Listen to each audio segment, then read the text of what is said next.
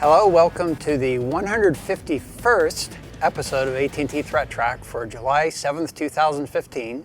This program provides network security highlights, discussion, and countermeasures for cyber threats. Today we're joined by Jim Clausing online. Welcome, Jim, to the 151st episode. Thanks. It's good to be here for probably the 130th time. All right. John Hogoboom, welcome, John. Thanks. Good to be here again. And Matt Kaiser, welcome, Matt. Thanks, Brian. I'm Brian Rexroad, and today on the, I guess the first segment of our program here, Matt, I'm going to need some help here. Tell us a little bit about Hacking Team and what the heck's going on. I feel like I couldn't tell you a little, except I'd have to tell you a lot, because there is a lot going on here. Yeah. So Sunday into Monday, a post on this group Hacking Team's Twitter feed arrived. It said, in the spirit of openness, we're going to share all of our data. Turns out they got hacked.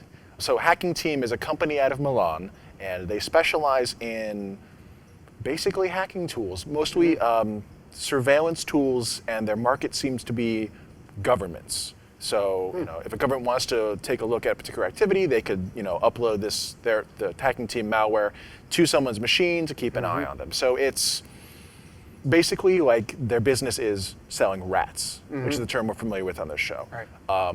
So this huge data dump appears, 400 gigabytes of data, and it all appears to be legitimate. It appears to be a real hack of the company. Now, Hacking Team has said this is not real data, don't download this data, it's got a virus, but more and more people have been taking a look at the contents of this dump, and there seems to be a lot of evidence in there of various nefarious goings-on, including that they've been doing business with countries they said they were not doing business with, countries that have terrible human rights records. Among many different countries, it's not that they're doing business exclusively with, the bad guys. They've been doing business with, organizations in the United States, law enforcement, things like that. But if the data is real, and indications are that it is, they've been caught red-handed doing business with governments they said they were not doing business with, which is a problem, obviously. Sounds like they were following the money. It sounds like they were about as mercenary as you could get. Personally, I think if you're in this field, you have an obligation to make sure that your software is being used for the right reasons by the right people. I realize it's hard to do that once you've created a software tool and it's out there in the open. It's up to the users to use it however they deem using it, unless you have some way of control, exercising control over it. But it doesn't seem like the due diligence was being done here. There's a ton of things I could say about this hack. I would recommend that people Google it because the sheer number of things that have been found in this dump is increasing. And by the time the show airs, I'm sure that it'll have doubled and we'll have learned even more about it. The thing that I'm most interested in finding out about this is apparently the tools that they sell, Galileo and Da Vinci are two of their software tools, are apparently watermarked, which allows them to identify, to tie back the user to the copy of the software. Which means that when people inevitably find the malware on their machines, those watermarks will be present, and within the leak data, the watermark is tied to the name of the organization. So you will know exactly who bought Hacking Team's software to do what to who. So I think there's going to be a lot more interesting news coming out once those connections start to be made. Okay. So has anybody indicated who's behind the hack of this hacking team? Like who hacked them? Right. And then what was the motivation? So do we know? From what I can gather, and this is somewhat tenuous at this point, only one person has claimed responsibility, and it's not even a full claim of responsibility. But interestingly, the person claiming responsibility is the same Twitter account responsible for doing much the same thing to Gamma International last year. You may know them from a similar software called FinFisher, which is also being used across the world by governments to spy on people that they have an interest in spying on. So Gamma International got hacked. A Twitter account going by the name Phineas Fisher was responsible, and this same account apparently is behind this one as well, but has not released details as to why or how. Although I imagine the motivation is much the same, that these companies were providing services to countries most people governments were to uncomfortable spy doing on business people and maybe whoever this people person. with bad human rights records, exactly. Interesting. Okay. Yeah, well, and one of the reports said at least one person was using a really, really poor password So that may have been one of the routes that they used to get in. There's some amusing tidbits. Passwords that are variants of the word password. One of the passwords apparently was they took the hash and did a search on the hash database somewhere, a rainbow table, and found that the password was kitten. There's a backdoor apparently in one of the tools that it's, one, they didn't tell their customers the backdoor was there, and two, the backdoor has a SQL injection flaw that allows you to bypass the backdoor's authentication. Like I said, there's just so much here that we could probably spend a whole day talking about it amongst ourselves. And this is like a pseudo-legit company, right? Do we know how many employees they had? What I've heard is there was an estimate of about 50 employees, but don't hold me to that. Okay. But they're a company out of Milan, and like I said, they do business with pretty much everybody you'd expect. They sell to governments for this purpose. Right. Okay. Interesting. Jim, we've been dealing with a lot of SSL issues, and I think you probably have a pair of things that we're going to be discussing later on. But related to OpenSSL, I guess we're expecting some new patches. What can you tell us? Right. We're recording this show on the 7th of July. The OpenSSL folks made an announcement tail end of last week that they will be releasing an update to 1.0.1 and 1.0.2 on Thursday, July 9th. They're not giving any details on exactly what the vulnerability is that they're fixing, but they are saying that it's a high severity bug, and their definition of high severity is denial of service, memory leak like Heartbleed, or remote code execution. The fact that they pre-announced that it would be released on July 9th suggests that they are working with the vendors to have patches available on the 9th. Don't know exactly what this issue is. It does not affect 1.0.0 or the 0.9.8 branches, and there are still a significant number of those out there. So we'll have to wait and see exactly what the issue is. I'm hoping that it's not as big a thing as like Heartbleed was last year, but at this point we really have no way of knowing. So it's just something to keep your eye on, and when these patches start coming out from the vendors, these are something that need to be applied right away. Yeah, you mentioned Heartbleed a couple of times. That was, in my opinion, one of the nasty of nasties when it comes to, because it wasn't one that was easy to detect, and had the opportunity to actually get to the private key store for servers, and that was, I think, the high of high severities if I were to classify it. But we've had a whole a series of vulnerabilities and patches following that involved man-in-the-middle type attacks, which I think at least one of them they had classified as high severity, but the fact that you had to be actually in the middle of communications, I thought kind of reduced it a little bit at least. So it'll be interesting to see how this comes out. And like you said, hopefully not too severe and hopefully not too disruptive in terms of actually applying the patch. Right, yeah. It's one that we definitely will be keeping our eye on for the next couple of weeks.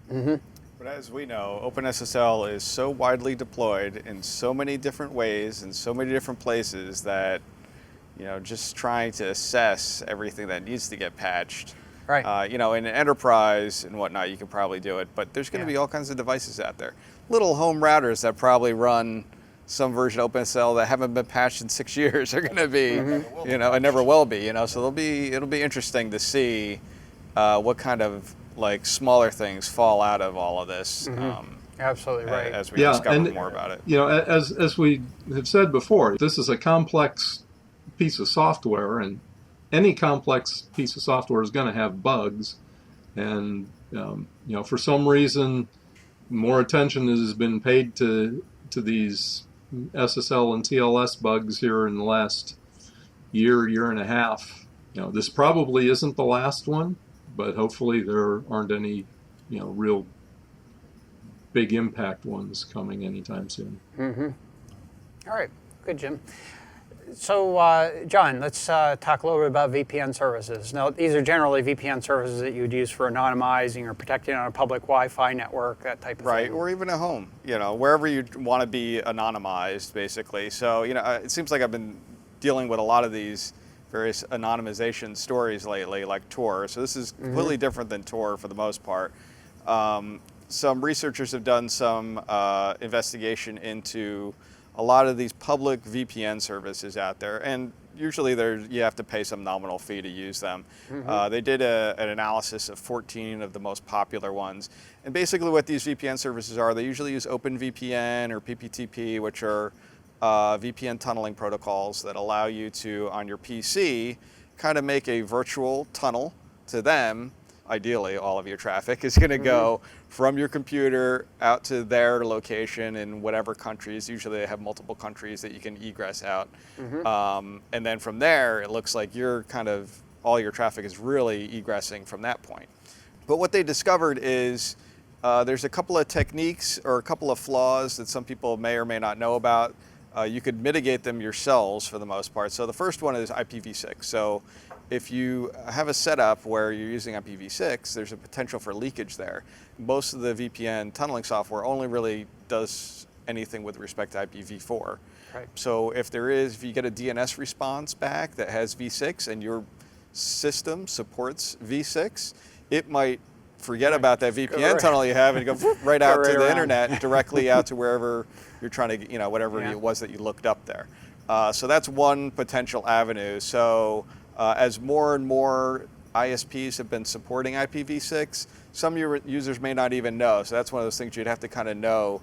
Does my ISP and wherever I am even support IPv6 such that I would be able to talk that, via that network layer? But you should be able to disable IPv6 on your own machine. You could.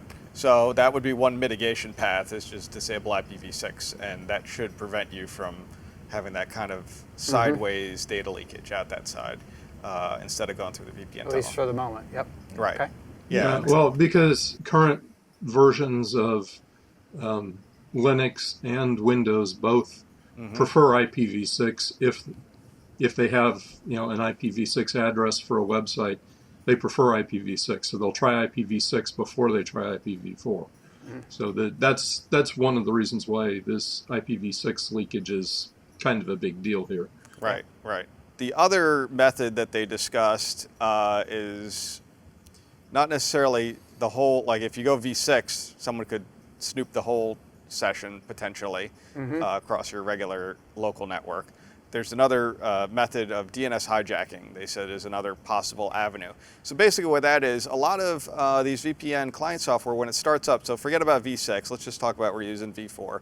I start up my OpenVPN software and it doesn't change anything with respect to my local DNS settings. It just creates a virtual tunnel and sets a new route to go out there. But if my DNS server is on my local network, so a lot of these home routers that you have might have the DNS be 192.168.1.1, which is the same thing as your default gateway or something like that. So if that's the case, when you go to do a DNS lookup from that machine, instead of going to the VPN tunnel and talking to a DNS server out there through your encrypted connection, you're talking to the local DNS server and then getting the response and then maybe going out to wherever. So someone who could view that path, if they're locally connected on like a Wi-Fi hotspot, they could see some details about what are you trying to do, what are you looking up, which DNS is kind of powerful in terms of at least understand the intent of where people are trying to go to. There's also some trickery that even if the VPN client software is smart enough to say, don't use your normal DNS server that you have locally,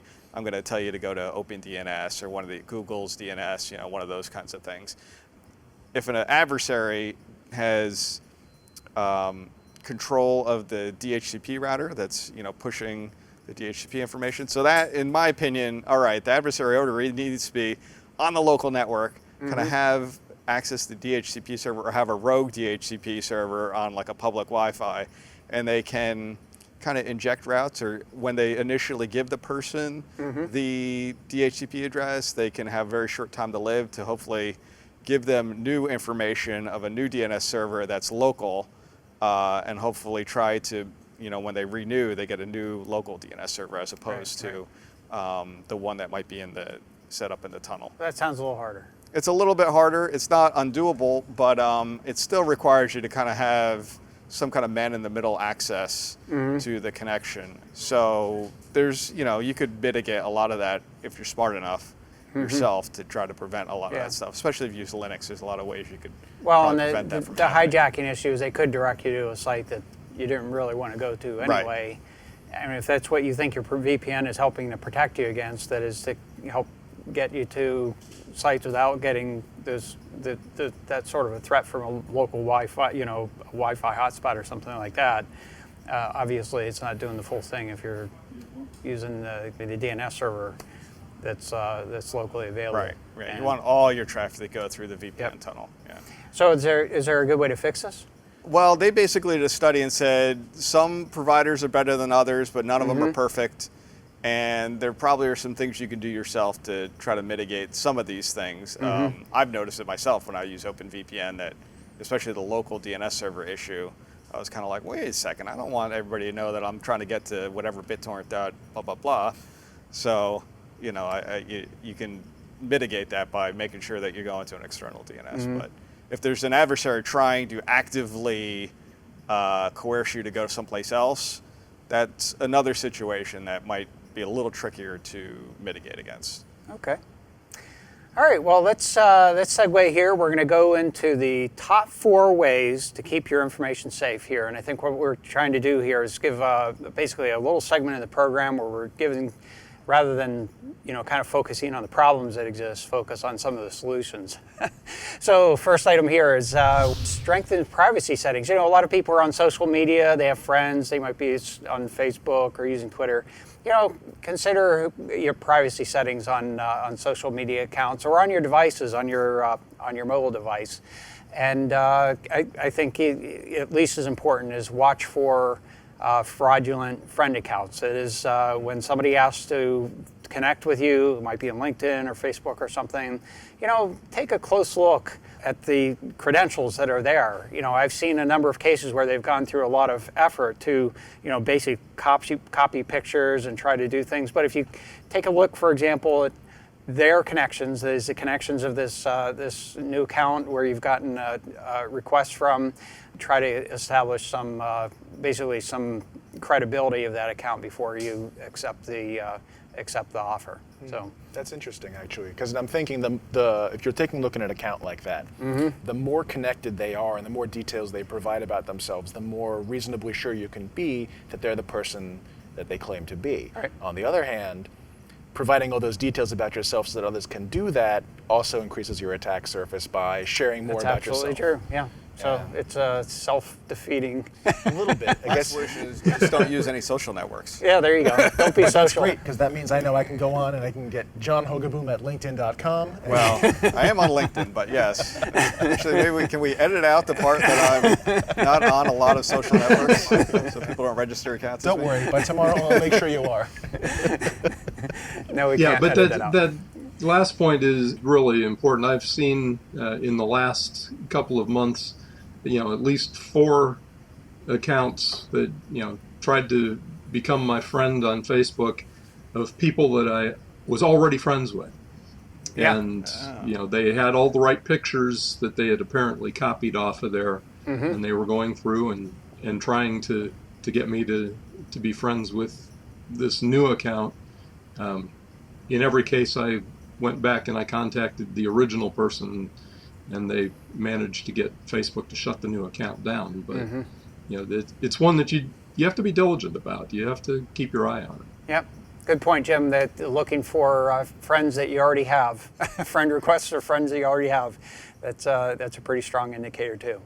So Matt, you take the next one. So what I'd recommend is that people spend a little more time looking at their passwords. Right. In particular, I would recommend that people change their passwords regularly, and that they make sure that when they use a password, they do not use it or a variant of it on another account. Right. The reason for the second one, I think I can more easily defend, is that when we have breaches, with data, something gets out in the open, a large number of people who have used those same usernames and passwords on one site will inevitably be compromised on other sites. People will just go ahead and say, oh, does the account matt.kaiser at site.com exist over at this other site I'm interested in breaking into? Yes, it does, and the password's the same. That you've just done the work for them. I mean, you never intended to. You never intended for the data to get out. But once it's in the open, it's in the open. Yeah. So I think to your point, more and more the user names on accounts are an email address.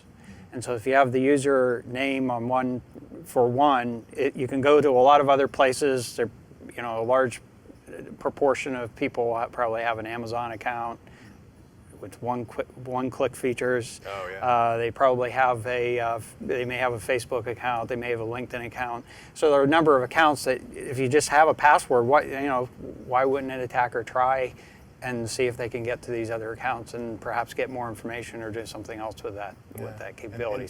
And in that certainly case, having the passwords. In that case, half of the credentials are already kind of assumed, right? Yeah. Because one of the two things you need to know is it's their email address. It's obviously their email address. They use it for everything. Yep, you're right. But to your point, I think you kind of softened a little bit here. I did. Changing passwords. There perhaps is some value in changing passwords regularly, but the question is, if you really have a strong password, does it really gain you much benefit by changing it regularly? Now, I guess there is a possibility that your credentials have been stolen and you didn't know about it, and so perhaps changing the password helps. But under normal circumstances, I guess if you're going to if you have to choose between one or the other, a good password or changing a password, I would go for a good password first. I would say if you're not using good passwords in the first place, you already have a problem. I should have said best password. Best practice. Okay. That's my password. It's best password. Best underscore password. Okay. Actually, and if you are using the same account multiple places, then you do need to be changing it more frequently. Yep.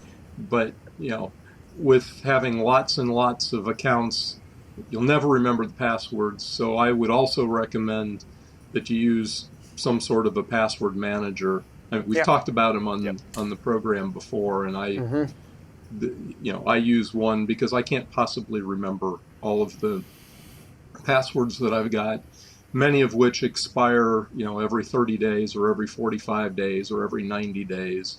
So I'm having to change them. I can't keep track of them. So I think a password manager, which also then helps you generate stronger passwords. You can generate a 32-character password with upper lower digits and special characters. Well, I'm not gonna remember that unless it's recorded someplace. So, but then you don't have to. I'm a big fan of password managers. Yep, I agree. I wanted to add that if you're going to think about changing your passwords frequently, and you have to sort of make a decision, you don't want to change all 100 or 200 of your passwords every month. You might want to focus on websites that you have to use, but you're not sure really have their security up to snuff, or systems where you know that there's no brute force protection against it. So if, for example, you've got an FTP server somewhere you have to use it every month, and the admins are keeping an eye on it, change that one more frequently, because it's more likely that someone who's targeted will sit there and try all the passwords against it. True. And that's what changing your password is partially for, to make sure that even if someone tries to exhaust the entire space, they're still going to have to try it again over and over, with your new password. Good point. Absolutely. Okay, Jim, next one.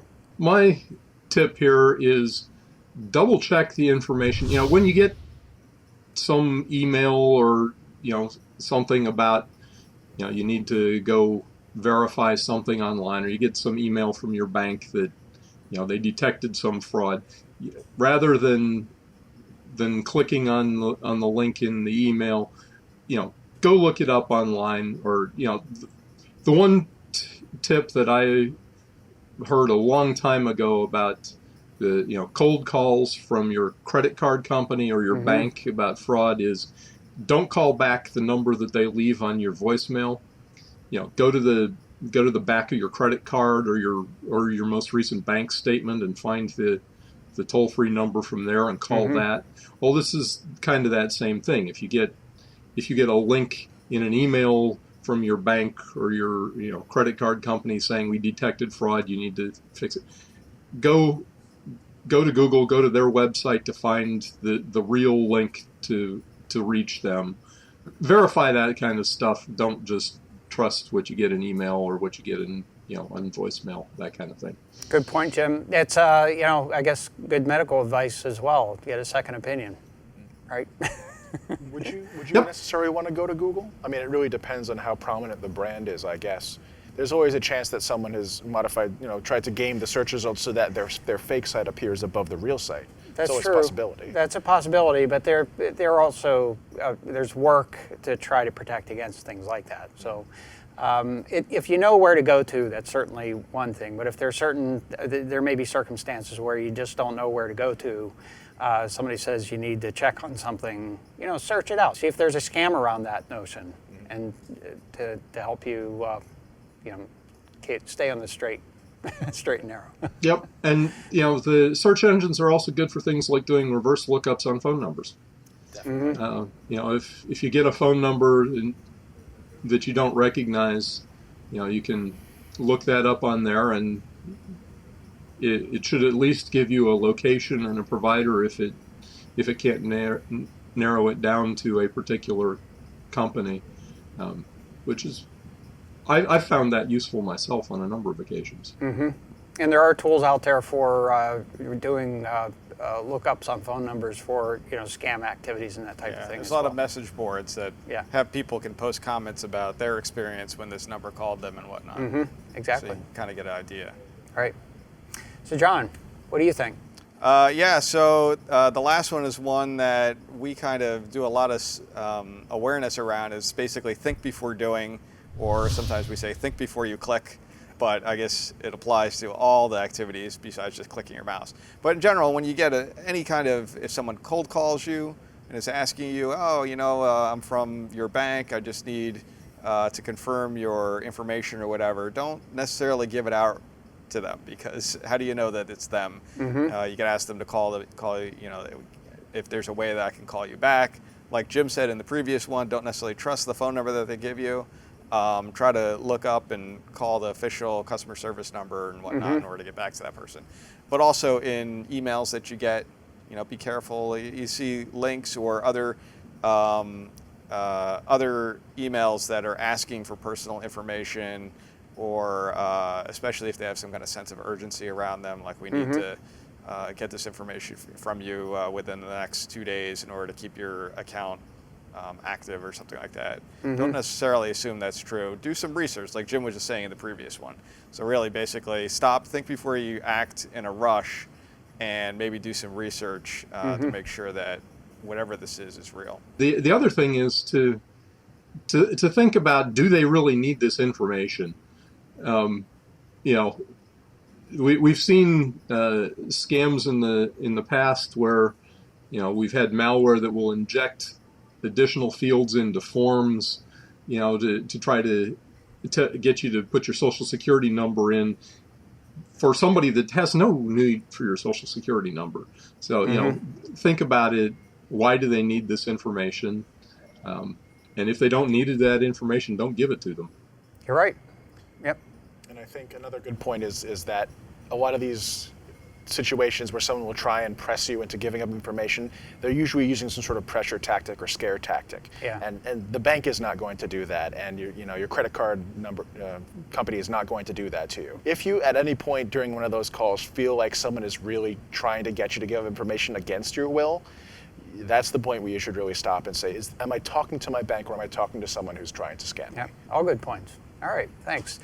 I guess what we're going to do now is talk a little bit about a new attack vector that's been discovered. Akamai, and they regularly publish state of the internet reports. In a recent publication that they came out with, an advisory, in fact, they identified RIP, that's Routing Information Protocol, which is really actually a very old protocol. It's one of the most rudimentary of being able to share routes between routers. RIP version 1 has been used is being used in reflective denial of service attacks. So there are some points here. There's basically on their website, and the link is down here for you. basically, it gives some basic things that you really need to know about it. Is that they're being used in denial of service attacks. RIP is really a protocol that really isn't used very often at all anymore. It might be used in a very small enterprise environment. It's a relatively easy protocol to set up for setting up routes. Not really used in a very large environment, and certainly not used in the internet. So the fact that some devices appear to be responding to this appears to be a flaw and is something that will need to get worked out. But in the meantime, it needs to be treated treated in the context of reflective denial of service attacks. Anything originating from port 520 UDP perhaps a suspect, certainly if you're getting an awful lot of traffic of that sort. Now, to take a look at this in terms of measurements from our analysis, what we see is, I would say back around the beginning of May, there have been some relatively small activities that appear to be associated with this reflection attack activity.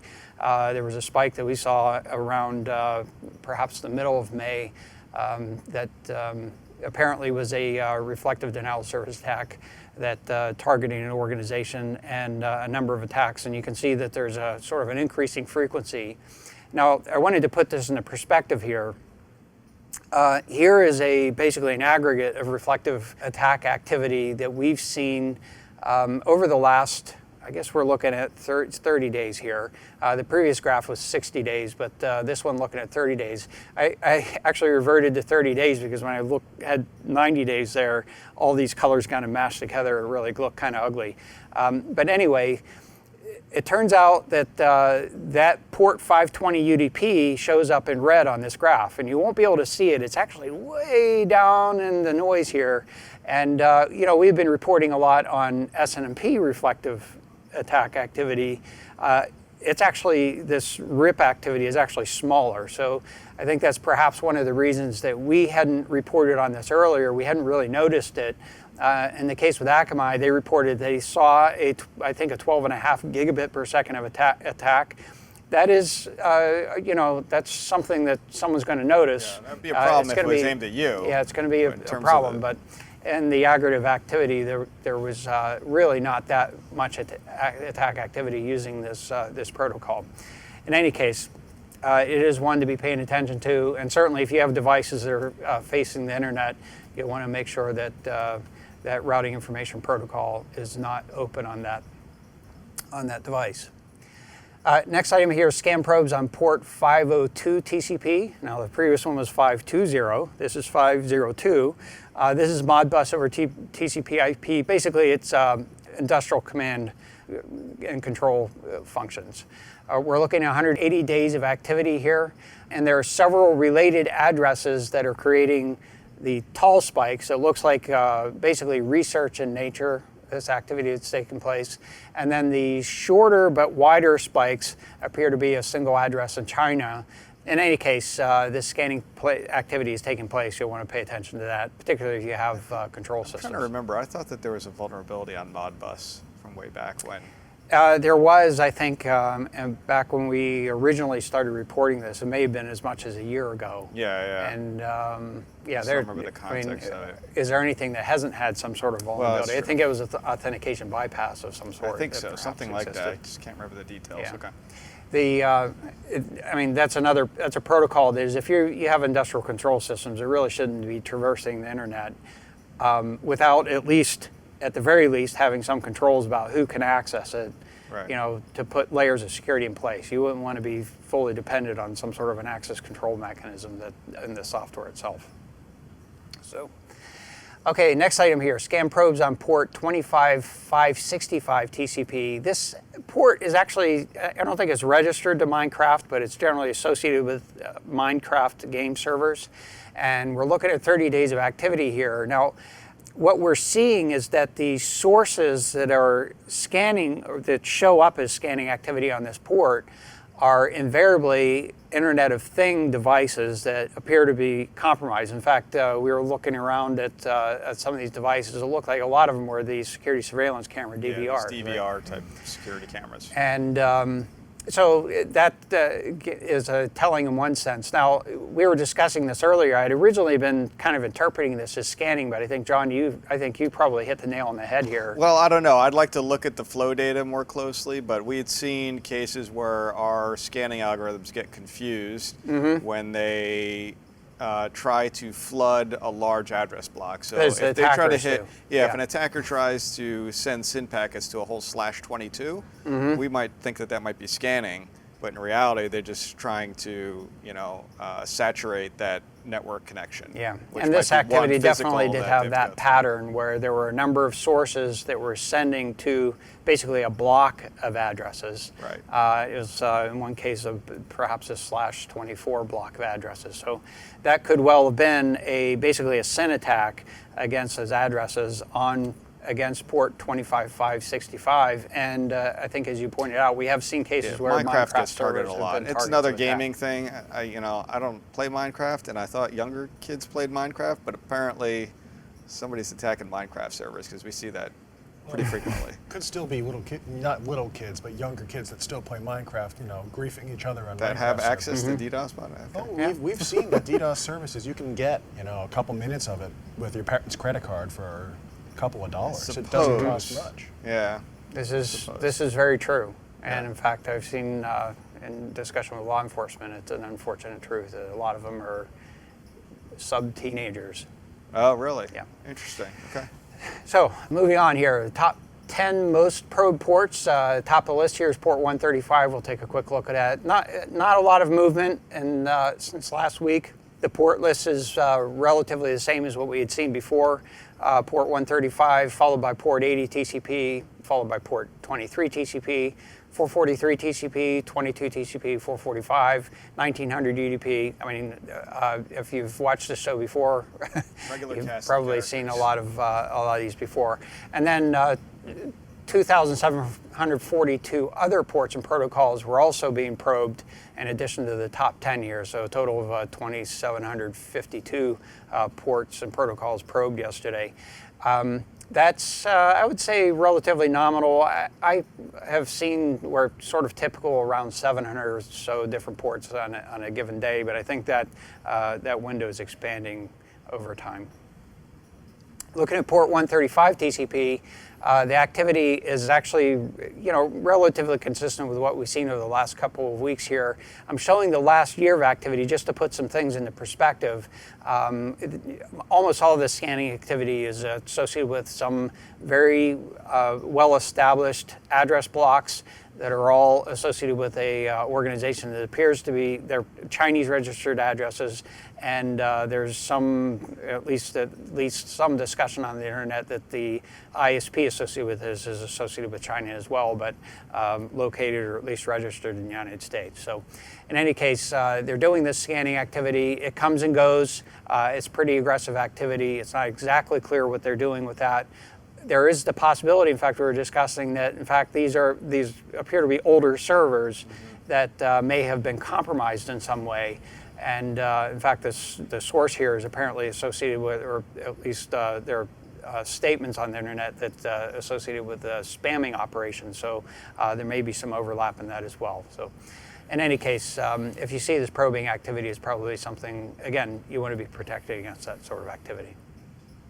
In terms of the most sources doing probing, well, I think we were able to verify that those surveillance cameras that were a part of this, stuff. What is potentially attack activity against Minecraft, also are open on port 23. They are. Strange that these devices are offering port 23 to the internet, but this is the reason why we have so many devices that are probing on port 23, because they get compromised and then subsequently are used in recruiting activities to recruit those others. So port 23 at the top of the list, followed by port 445 TCP. And then we have some other ports that are associated with peer-to-peer activities, 27015, 9101, and 17788. We associated with BitTorrent activity, and then 1900 UDP associated with reflection attacks using 27015 is gaming. That's not BitTorrent. Oh, yeah, yes, correct. Thanks. Looking at the number of sources on port 23 TCP, a little bit of a drop over the last couple of weeks here, but certainly still on the ranks of literally tens of thousands of devices that we see in a given hour. And I haven't really tried to do a calculation of the aggregate across the day, but it would be some number higher than that. That's our show for today. I'd like to thank you for joining us. And if you'd like to get in touch with us, you can email us at attthreattrack@list.att.com. We certainly welcome your comments, feedback, or requests in terms of topics that we should discuss on the program. You can find AT&T ThreatTraq on the AT&T Tech channel on YouTube, as well as on iTunes. And you can follow us on Twitter. Our handle is at ATT Security. I'd like to thank you, Jim. Thanks, John. Thanks, Matt. I'm Brian Rexroad. We'll be back next week with a new episode, and until then, keep your network safe.